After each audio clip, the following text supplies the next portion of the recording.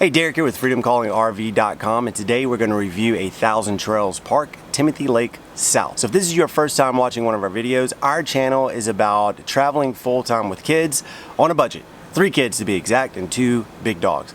So if that is your kind of thing and those are the videos you like, I want you to go ahead and click subscribe down below and hit the little notification bell because you'll get notified every time that we release one of these videos. So let's get into reviewing Timothy Lake South. Okay, Timothy Lake South is actually located in East Stroudsburg, Pennsylvania. Now I'm probably saying that incorrectly, so if you're a local in the area and you want to comment and tell me how bad I am butchering your neck of the woods, go ahead and comment and let me know the correct way to say it. It's actually a really nice location in the mountains. It has a vibe that you are in nature and kind of nestled in the woods. If you're planning to come to Timothy Lake South, make sure your truck is well maintained and make sure you're not at your towing capacity because there are some steep grades to actually get into the park. Let's talk about first impressions. As I turned into the park, immediately, as I said before, you get the vibe that you are in nature. The park is well maintained, it's heavily wooded, so it makes you feel like you're going into the woods for a stay to actually camp. The bathrooms are clean and the sites are actually well groomed, so the grass is kept cut. Now let's talk about the actual sites. There are 300 sites at Timothy Lake South, and some of those are actually annual sites. I don't have the numbers of how many are annual and how many cabins are actually at the site. There are 59 pull-through sites. So if you have a big rig like ours and you feel more comfortable pulling through, there are plenty of options for you. Now, first impressions of the actual sites are they seem very narrow and long. Or at least the pull-throughs. The pull-throughs seem very narrow and long. And that is probably because most of the pull-throughs are surrounded on both sides with trees. So it's very private. But for example, I'll show you that we can't put out our outdoor rug here because if we did, so here are our stairs, the next campsite starts right about there. So if we put out our outdoor rug, we'd actually be in our neighbor's campsite and we didn't want to do that. However, the sites are very long. Right now I'm in about a 10 by 10 gazebo, screened in gazebo, and we are in the front of our RV, and in the back of the RV is where we have parked the truck.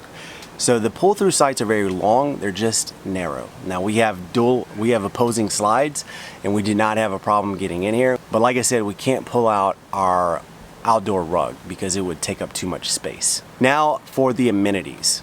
Now this won't take long because there are not many amenities at this park. They do have the pool, which comes standard in Thousand Trails parks, and it is about a 25-meter pool. On the weekend, as you can imagine, there's 300 plus spots here. So on the weekends, especially in the summertime, that pool is the focal point of the park and it is packed. Yesterday was a Saturday and we went to the pool and it was a ton of people in that pool.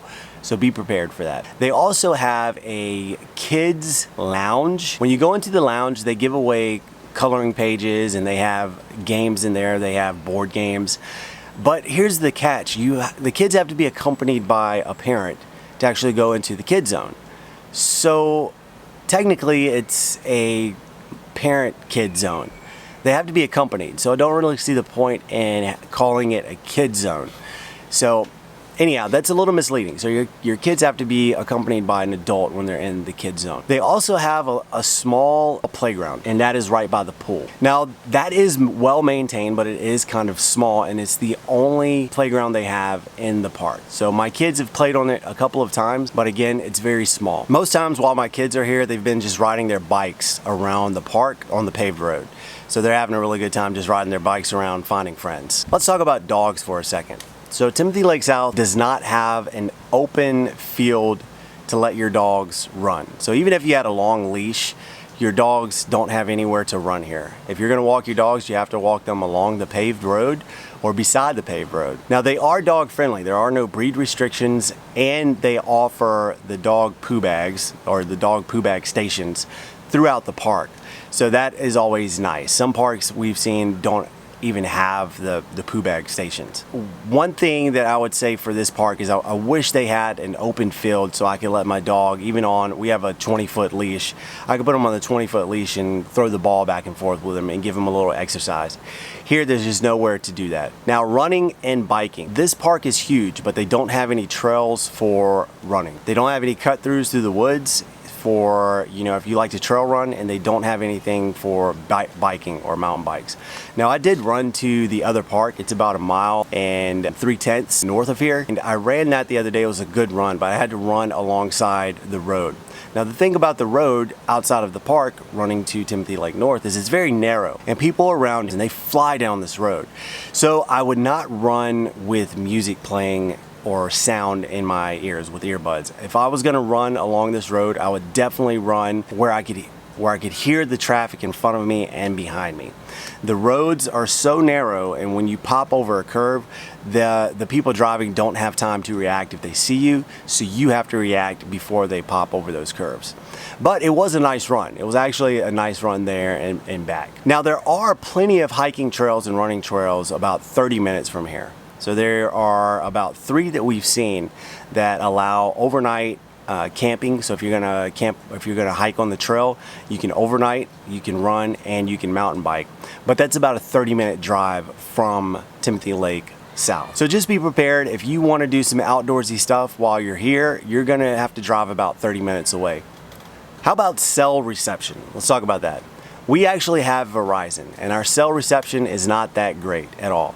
So if you are planning on using your hotspot on your cell phone at Timothy Lake South, probably not a good idea if you have Verizon. However, we are using the fast wave internet, and this park actually has fast wave. And if you look for the towers, the fast wave towers, which are easily confused for satellite TV, if you find those towers, I'll actually insert a video here, hopefully, then you will have decent internet reception. Now, you can buy, if you go to Fast Wave, I'll put the link down below, you can actually buy some pretty decent packages of internet, and any Thousand Trails park that has Fast Wave, you'll be able to connect to. Now, you're not going to be able to stream a ton, but it's enough for us to get our work done. Now, Stephanie and I, if you've watched any of our other videos, you kind of know what we do while we're on the road. We depend on internet to actually make money, so it's very important to us. And we've been able to work with the fast wave internet. So final thoughts with Timothy Lake South. The actual park is really nice. It's a beautiful site, and all of the sites actually give you a little bit of privacy because of the trees, so you get plenty of shade if you are in a pull-through site. Now, if you are on the perimeter of the park, so there is a kind of a perimeter of the park which is at a higher level than the rest of the park, so that actually will give you a little bit better cell reception. We have a friend that has AT&T, and he said that he's actually getting pretty good reception up on the hill, and he can actually use his hotspot while he's up there. So that's above, and you can kind of oversee all the pull-through sites if you are on top. But the shade there is lacking. You're not going to have as much shade as you would in a pull-through site. So it's give and take. I also wish they had some trail running, some trails that we could hike on or go biking on. The only running or biking that you can do, as I stated, is on the paved road.